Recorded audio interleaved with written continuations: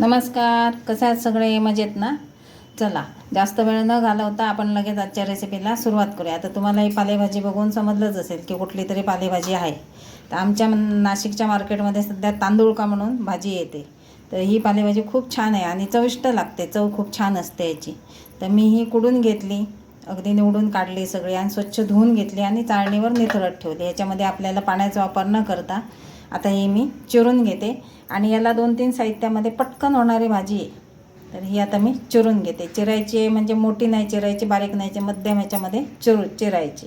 आता ही भाजी येते मी लोखंडी तव्यावर करणार आहे. लोखंडी तव्यावर खूप छान मस्त अशी चव येते. त्यामुळे ह्या भाजीला मी नाव दिलं आहे तव्यावरची तांदूळका. मी बऱ्याच वेळा अशी एका दोघांसाठी बनवायची असेल तर तव्यावरच बनवते आणि त्याची चव पण खूप छान लागते. तर इथं मी तवा ठेवला आहे आणि त्याच्यात 2 मोठे चमचे तेल टाकलं आहे. आता तुमची भाजी किती आहे त्यानुसार तुम्ही मिरची, कांदा जे आहे ते वाढवायचं आहे, लसूण. आता मी दोघांसाठी बनवते ही भाजी, त्यामुळे मी 3-4 मिरच्या बारीक कट करून घेतल्या. जर लहान मुलं असतील तर मोठ्या मिरच्या टाका, म्हणजे त्या बाहेर काढता येतील. आता आपण मिरच्या टाकूया. त्या थोड्याशा फ्राय झाल्या पाहिजे, म्हणजे त्या भाजीतनं बाहेर काढायच्या नाही आहे, म्हणून मी बारीक चिरलेल्या आहेत. भाजीतनं जर बाहेर काढायच्या असतील तर मोठ्या चिरायच्या. मिरच्या होत आल्या. मी 8-10 लसूण पाकळ्या घेतल्या आहे. थोडासा लसूण जास्त टाकला तर छान लागते भाजी, तोही थोडासा याच्यावर परतून घेऊया. आता 1 मोठा कांदा घेतला आहे मी, तोही बारीक चिरून घेतला आहे. तोही थोडासा परतून घ्यायचा आहे, जास्त लाल करायचा नाही आपल्याला. भाजीतला कांदा आहे, अगदी थोडंसं ट्रान्सपरंट झालं तर लगेच आपण भाजी टाकणार त्याच्यात. ही भाजी तुम्ही वरण भात असेल तर खूप छान लागते तोंडी लावायला. चपाती बरोबर पण खूप छान लागते, भाकरी बरोबरही खाऊ शकता.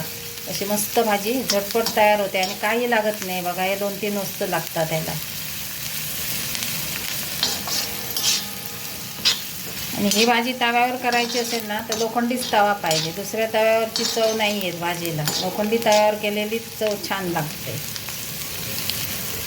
आता याच्यामध्ये मी भाजी टाकली, ती परतून घेऊया. जास्त भाजी करायची असेल ना 5-6 जणांसाठी, तेव्हा मी तव्यावर नाही बनवत, तेव्हा मी पातेल्यातच बनवते.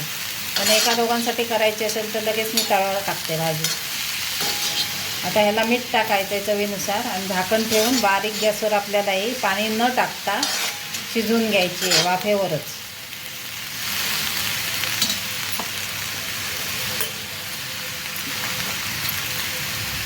आता मी कसं ही पाण्यातनं धुवून काढली आणि चिरली, म्हणजे त्याला ओलावा आहे. आणि तुमची जर अगोदरच पाण्यातनं धुवून काढलेली असेल, खूप वेळ झालेला असेल तर ते पाणी सगळं जातं निघून.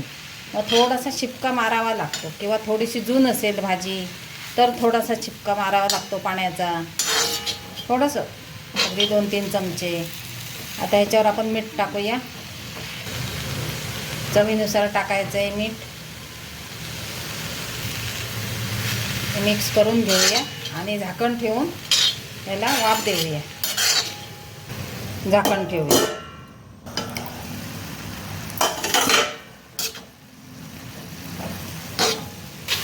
थोडं मध्ये मध्ये असं हलवून परत झाकण ठेवायचं.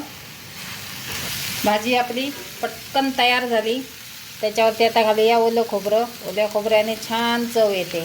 ओलं खोबरं पाहिजेच, नाहीतर चव येणार नाही तशी आपली झटपट तव्यावरची तांदूळका तयार होते. नक्की ट्राय करा. आवडली रेसिपी तर लाईक, शेअर करा, सबस्क्राईब करा आणि शेजारील बटन नक्की दाबा. मस्त भाकरीबरोबर, चपातीबरोबर, डाळ भात, वरण भात, सुंदर अशी भाजी आपली तयार होते.